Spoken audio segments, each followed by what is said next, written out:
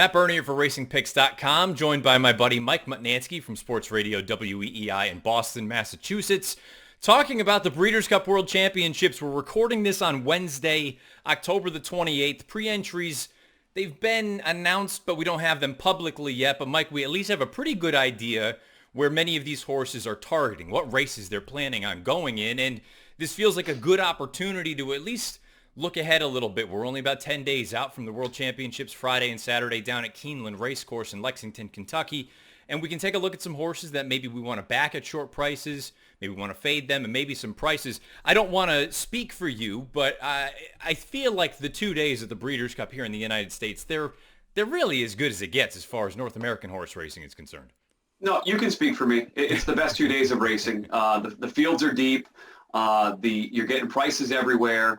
Opportunities to make 50-cent pick threes and turn those into like day-saving type of hits. I mean, there is not a better couple days in racing than you're getting the Breeders' Cup. And just looking early on from these fields we're going to see next Friday and Saturday, I mean, outside of the juvenile races, Matt, which might have some big favorites there based on what we've seen so far with the 2-year-olds, there are some awesome races, including this Breeders' Cup Classic that feels like it's got a bunch of legitimate win contenders and a lot of opportunities to find a horse you like at maybe a price. And it's the thing that I talk to people about ad nauseum. The Breeders' Cup offers you an opportunity to get 10, 15, 20 to 1 odds on horses who on any other day would be 2, 3, 4 to 1. I mean, we're talking about the best of the best, and you're going to get great wagering opportunities, great value on some of these runners. Let's kind of run through some favorites and maybe a price or two that we're interested in. And let's start with the favorites that we want to back, horses that we think they're legitimate. There's really, I don't want to say you don't have any interest in trying to defeat them, but you think they are the goods and they're going to deliver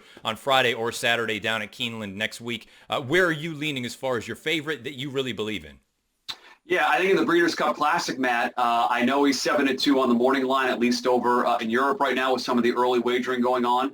But I think Improbable's got a really good shot to win as the favorite in the Classic. And to your point, yes, on Breeders' Cup weekend, you get horses that should be 6, 8 to 1 that are 15, 20 to 1. You also get horses that are 3 and 4 to 1 that on a normal day might be 9 to 5. Might be 2 to 1. And to me, that represents value. And you taught me something earlier this year about watching races at Santa Anita. And horses that win at Santa Anita win in a certain profile. They're on the lead or near the lead.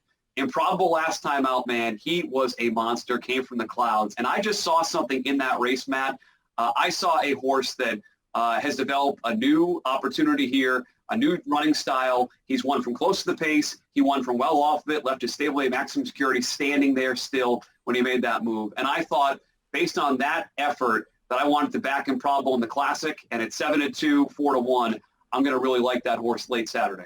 And sans the 3-year-olds, you take a look at Improbable's sort of body of work here in 2020. He's defeated Tom's d'Etat. He's defeated By My Standards. He's defeated Maximum Security. He's basically defeated anybody that's come at him. So he definitely fits the profile. I won't be surprised at all if he gets the job done in the big one. For me, she's a much shorter price. But I really have no interest in trying to beat a horse like Monomoy Girl in the distaff. Overseas right now in Europe, you're looking at 6 to 4 or 5 to 4 sort of odds. I'd imagine we're probably going to be pretty close to that here in the States on Saturday afternoon. I figure she'll be around that even money range, but she's proven at Keeneland. She's proven at the 1 1/8. I get it. Maybe she's not quite what she was when we had last seen her prior to that lengthy layoff, but depending on where Swiss Skydiver goes, if she goes against the girls, I think she is a formidable opponent. But at the same time, it sounds like they could easily run against the boys in the Classic at 1 1/4. If Skydiver goes against the boys, boy, the distaff to me just feels like Monomoy Girl's race to lose. No disrespect to the other girls that are going to run in there, but I just think she's entirely too much. Do you have an opinion on Monomoy Girl? Yeah, I think she's the horse to beat on paper. I would take a shot with Swiss Skydiver. I don't know what they're going to do. It sounds like, as you said, if the trainer gets his way, they're going to go in the Classic. The owner seems to be leaning towards that distaff. I would like that matchup. I thought Swiss Skydiver showed a lot of moxie here late in this 3-year-old run, and I would give her a big shot against Monomoy Girl. But given some of the efforts we've seen from that horse over the years, she'd be tough to bet against even at a short price. But it would spice up the top of that, distaff to get her in that race, to see her battle against a seasoned horse like Monomoy Girl. Now, as important as it is to identify favorites that you think are legitimate and you can sort of build wagers around them, it's just as important to try to identify favorites that may be a little bit vulnerable or may have some things not go their way, and perhaps you can take a shot against them at a short price. There's one horse in particular for me that I'm really, really looking forward to fading, and I know that sounds bad in a way, but I really want no part of her. But before we get to that, let's talk about you. Who do you not believe in at a short price next weekend? Yeah, I'm going to go back to the Classic because there's something buzzing here with the Classic and the Baffert horses where it feels like people, Matt, are going to have a hard time deciding between Improbable, Maximum Security, and you mentioned Authentic earlier.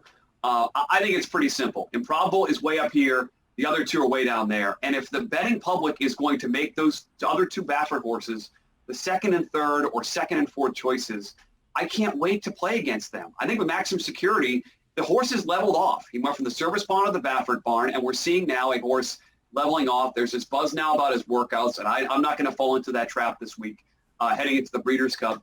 And Authentic is a nice horse, but I think he can only win one way, and that's on the front end and get himself a nice, comfortable pace. And I don't see that. I think it's going to be a moderate to fast pace in the Classic. And I just keep seeing this picture in my mind where people look down, Matt, and they see three Bafferts, and they they can't decide. I think it's simple. I think it's Improbable. So you're telling me that second and third choices, other two Bafferts, I think it's a really good opportunity to not include either one of those in the Classic and make some money around that race. I want no part of any Bafferts not named Improbable there in the Classic. And even if you are someone who likes one of the other Bafferts, but to your point, there are three who are all going to take some share of the market, which obviously presents an opportunity for the one that you actually like, whether you do like Improbable or Maximum Security or Authentic. I'm going to stick with the Baffert barn with the horse that I don't want any part of, and that's in the filly and mare sprint. And I'm not denying the fact that Gamine is incredibly talented. We all know that. We've seen what she's capable of. And this isn't even including sort of the bad juju that we've heard of recently coming from the Baffert barn.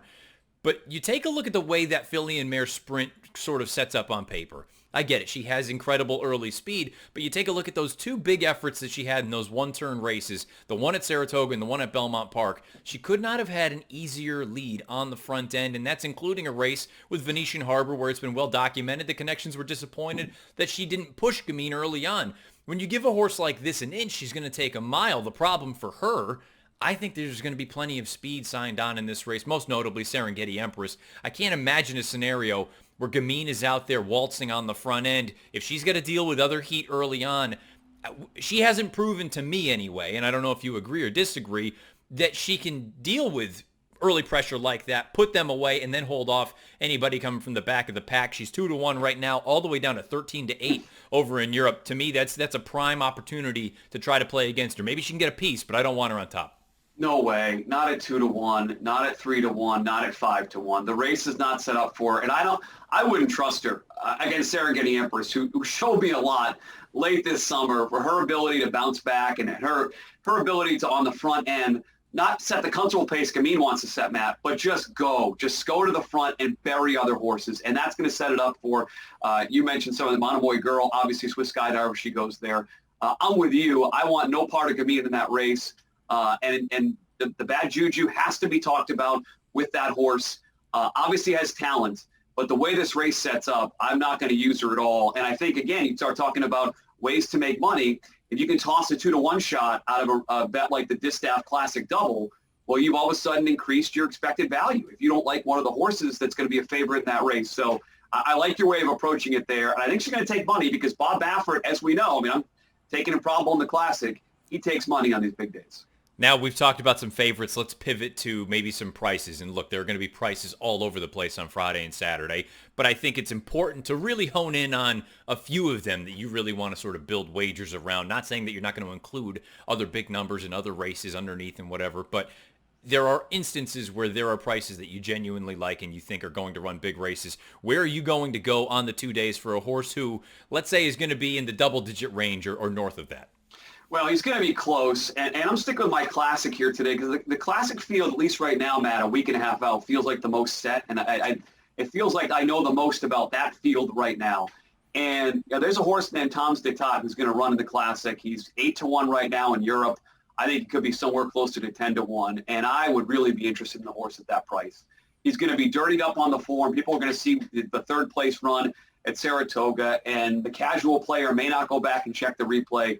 He had no shot that day, and the horses in front of him ran well, but he had a no-shot start coming off a long layoff, and they put him on mothballs since. Now, I think one of the reasons why he might be double digits is because there's been this tease thing with him. He's going to run here. He's going to run here. And so they finally decided, you know what, Al Stall, we're going to end up and go wait for Breeders' Cup Classic. But he's got back races. He's got time form U.S. numbers that put him right on this race. He has racing form buyer speed figures that put him right on this race. And if I think that these Baffords that I mentioned are going to get bet, maybe the filly goes here. She's going to take money. Tiz the Law is obviously going to take money. He's a legit win contender here. And if I can get 10-1 on a horse that at the end of last year was running as good as any horse in the country, I'm going to take a shot with Tom's d'Etat, who, by the way, Al Stall, his trainer, won this race in 2010 with Blame. He gets to race there in Keeneland. Maybe I'm overrating what his price might be, but in the Classic at like 10-1, I'm going to be using him on top. I'm going to use him everywhere and hope that he can be a part of a field and people see that last race and say, he can't win this one. Well, I think he can, especially if you draw a line through that no start at Saratoga. Oh, it's the beauty of a race with this sort of depth where you can't help but get a good price on a horse like Tom's d'Etat, who, keep in mind, he is successful over Keeneland's main track. Don't discount that. He's the only horse in 2020 to finish ahead of Improbable. He did so down at Oaklawn Park to start the season. So I believe you. I think Tom's d'Etat is the goods, and he will certainly be in my tickets. Another horse that will be in my tickets in that same race in the Classic is By My Standards, and I've talked about him ad nauseum all year. I've acknowledged that there's a real possibility that he may be a slight notch below the Improbables, the Tom's d'Etats, even if you want to lump the 3-year-olds into that.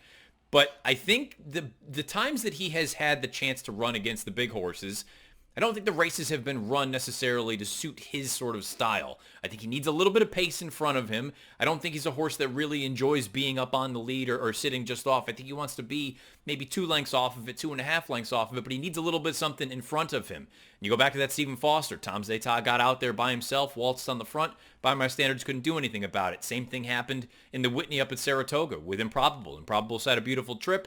By My Standards just couldn't run him down.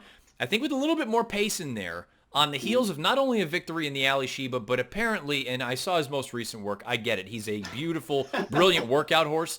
He's breathing fire right now. I'm not suggesting he's going to win the race, but he's 20 to 25-1 over in Europe, depending on which books you're looking at. Here, I'd imagine he's probably closer to 15-1 day of the race. I'd be very, very surprised if he doesn't hit the board in this Classic. I don't think the distance is a problem for him, and it looks like he's coming into it in as good form as he possibly could. Again, a little bit biased here, but I have to use a little bit of By My Standards in the Classic. There's a report that I saw that when the workout got posted on Twitter a couple days ago, the scream that came from your neck of the woods was directly from your kitchen watching his workout. And I will point out, the horse we've talked about here in the Classic, Matt, I think ran 1, 2, 3 up at Saratoga this summer. So I'm not going to be surprised if we get a replay of that grade 1 at Saratoga. We see Improbable, Tom's d'Etat, and your son, By My Standards, running a big race. He's got a big shot here. But I think we know you're a little excited about that workout a couple days ago. He looks like he's coming into it in great form. And to your point, think about that run up at the Whitney. Yep. Tom's d'Etat had a terrible, terrible start. And like you say, I think maybe people are going to look at that and say, oh, well, he's not as good as a horse like Improbable or a horse like By My Standards, when in reality, he didn't have an opportunity to really strut his stuff. I think his A-game is every bit as good as some of the shorter prices. Mike, thank you so much for joining us. Follow Mike on Twitter at MuttWeei, and good luck next Friday and Saturday in the Breeders' Cup World Championships.